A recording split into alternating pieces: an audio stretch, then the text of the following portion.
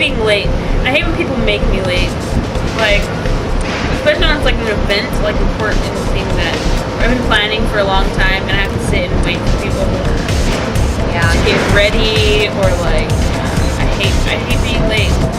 One thing that really, really bugged me in high school was I was in the fashion class, and we got to go to New York to tour a bunch of fashion hotspots and interior design hotspots. It was really awesome opportunity.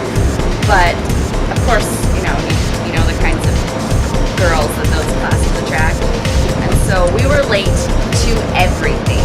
And our tour guides were really upset because we were late to everything because people couldn't get up on time. People, they needed 20 minutes to do their makeup and their hair. And it was just like, really? Can't you just be on time? We're guests in this city. We're paying these people to show us, the city, and we have appointments with these really important people that are willing to teach us high school students, and we're going to be late.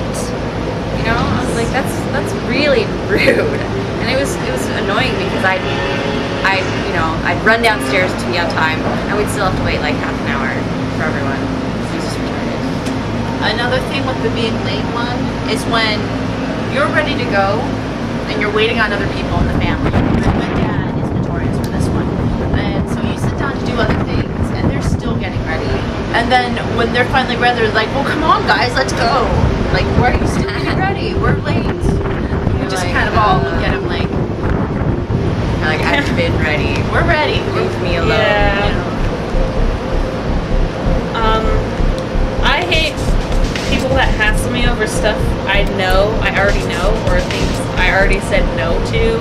Like, for example, I didn't want to go to girls' camp in Young Women's because they said that we could bring a friend, and then when I said I could bring a friend, they're like, oh, well, she's going to have to pay all this money because she didn't help us with our fundraiser. I was like, I'm going to help you guys with your fundraiser, but I don't have to pay. That's really stupid. And then I was like, well, I'm not going to go camp then.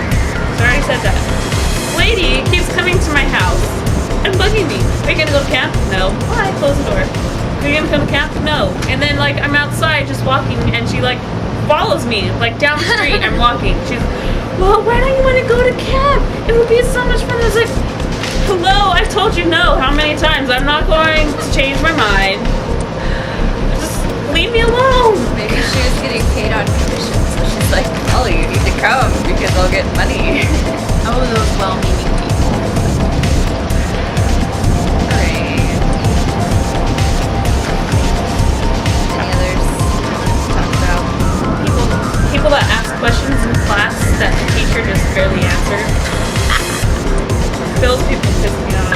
That always makes me really embarrassed to like be in their presence because I'm like, that person. I feel stupid just being in the same room with that person. My teacher says homework's due tomorrow. When's the homework due? Yesterday. Like right now. I'm late.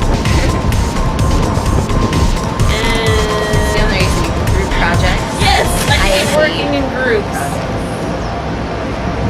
I usually don't talk to my group, and I just do basically the whole project, and then like give them the input that they ask for later on. Because you never know if they're gonna do anything or not. So I'm just like, I'll just do it.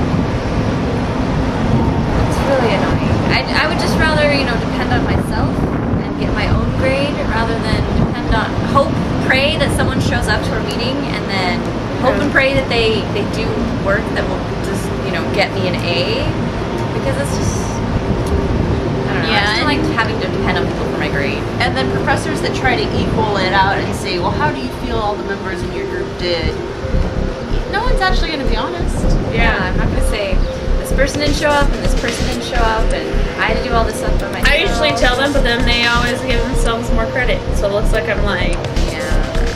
So it's just a no-win situation.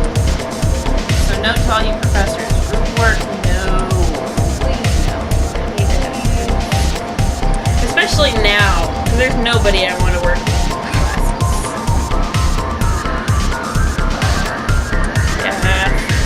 Nobody. I have to give application this semester. Yeah, I already know I'm gonna have my to worst too. assignment for the whole semester. Like I have a 10 to 20 page paper due. I don't care. 2 more research papers. I don't care. But group presentation.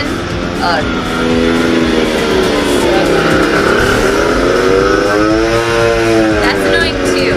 Really loud, like vehicles that shouldn't be that loud because they're tiny. It's because they take their mufflers out. I'm gonna pretend I'm huge. I'm going to just be a big annoyance. Even though I'm about the size of an ant in comparison to the rest of the vehicles on the road. Just annoying.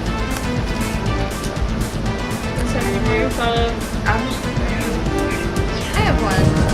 When people finish my sentences for me, Oh yeah. or with me, especially if I say something different than what they thought I was gonna say. So I'm like, no, quit trying to put words in my mouth. Quit trying to. That's funny. Actually, no, that's not what I was going to say. That's when you say, no, not really. I meant to say this. You were impatient. You wanted to say it first. So, okay. Sure, I'll listen to you talk.